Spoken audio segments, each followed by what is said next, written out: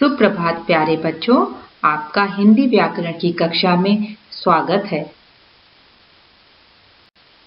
प्यारे बच्चों, भाषा को प्रभावशाली बनाने के लिए हमें नियमित रूप से पठन का अभ्यास करना चाहिए, क्योंकि जब आप रोज कोई कहानी की या ज्ञानवर्धक किताब पढ़ते हैं तो उससे न केवल आपके पठन कौशल अर्थात आपकी रीडिंग हैबिट का विकास होता है, बल्कि आपके राइटिंग स्किल अर्थात लेखन कौशल का भी विकास होता है।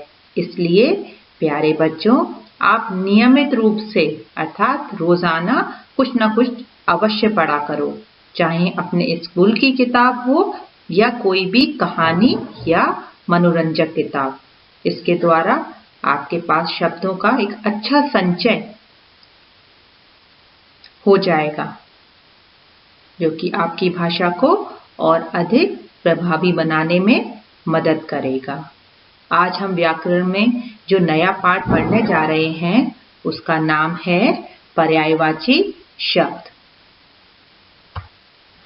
बच्चों, भाषा में अनेक ऐसे शब्द होते हैं जो देखने में तो अलग लगते हैं, परंतु उनके अर्थ एक समान होते हैं। इन्हीं शब्दों को हम पर्यायवाची शब्द कहते हैं। तो आइए पर्यायवाची शब्द की परिभाषा पढ़ते हैं। समान अर्थ देने वाले अनेक शब्द हो सकते हैं। इन्हीं शब्दों को पर्यायवाची शब्द कहते हैं, अर्थात वे शब्द जो समान अर्थ देते हैं या जिनके अर्थ समान होते हैं उन्हें पर्यायवाची शब्द कहते हैं। पर्यायवाची शब्द को समानार्थी शब्द भी कहते हैं। इन्हें समानार्थी शब्द क्यों कहा जाता है? क्योंकि ये समान अर्थ देते हैं। समानार्थी का अर्थ है समान अर्थ देने वाले शब्द। उन्हें हम क्या कहते हैं? समानार्थी शब्द। तो पर्यायवाची शब्द वे होते हैं जो देखने में तो अलग लगते हैं, लेकिन उनके अर्थ एक समान होते हैं। यहाँ पेड़ का चित्र बना हुआ है। इस चित्र के आगे उसके 3 नाम पेड़, तरु, वृक्ष लिखे गए हैं, परंतु तीनों का अर्थ एक समान है। हम इसे एक उदाहरण की सहायता से भी समझ सकते हैं। जैसे पेड़ हरा भरा है, तरु हरा भरा है, वृक्ष हरा भरा है। तीनों वाक्य के शब्द अलग अलग हैं, लेकिन तीनों के अर्थ एक ही हैं, जो कि यह स्पष्ट करता है कि पर्यायवाची शब्द वे होते हैं जिनके अर्थ समान होते हैं। इसी तरह इस चित्र में एक घर का चित्र बना हुआ है और इस चित्र को 3 नाम दिए गए हैं: गृह, घर, आलय। ये तीनों शब्द अलग अलग हैं, परंतु इनके अर्थ समान हैं। अतः स्पष्ट होता है कि पर्यायवाची शब्द के अलग अलग अर्थ होते हुए भी अर्थ समान ही होते हैं। प्यारे बच्चों, यहाँ पर्यायवाची शब्द दिए गए हैं और हर शब्द के लिए 3-3 पर्यायवाची शब्द दिए गए हैं। आइए मिलकर पढ़ते हैं और अपने ज्ञान का विस्तार करते हैं। पहला शब्द है जय, और जय के लिए जो पर्यायवाची शब्द है वे हैं जीत, विजय, सफलता।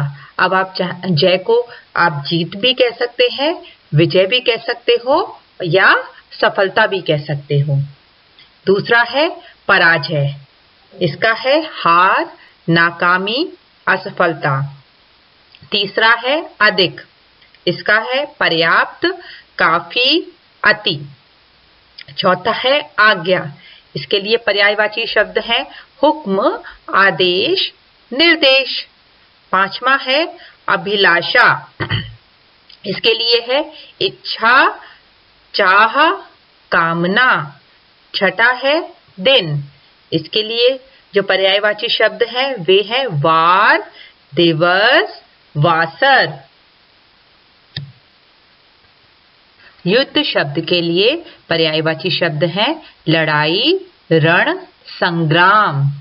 क्या है? लड़ाई, रण, संग्राम। पवन शब्द के लिए पर्यायवाची शब्द है वायु, हवा, समीर।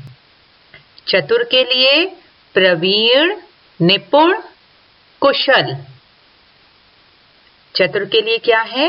प्रवीण, निपुण, कुशल। झंडा के लिए ध्वज, ध्वजा, पताका। तो यहाँ झंडा के 3 पर्यायवाची शब्द दिए गए हैं, ध्वज, ध्वजा, पताका। शत्रुता के लिए वैर, विरोध, दुश्मनी। शिक्षक के लिए आचार्य, गुरु, अध्यापक। शिक्षक को हम आचार्य भी कह सकते हैं, गुरु भी कह सकते हैं और अध्यापक भी कह सकते हैं। ये तीनों शिक्षक के पर्यायवाची शब्द हैं। अगला है पर्वत, शैल, गिरी, पहाड़। पर्वत के लिए क्या पर्यायवाची शब्द है? शैल, गिरी, पहाड़। बच्चों, आज हमने पर्यायवाची शब्द के बारे में पढ़ा। साथ ही अभ्यास पत्र में पर्यायवाची शब्द की तालिका दी गई है।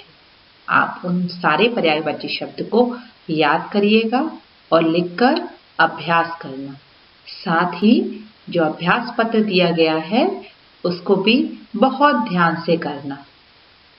धन्यवाद।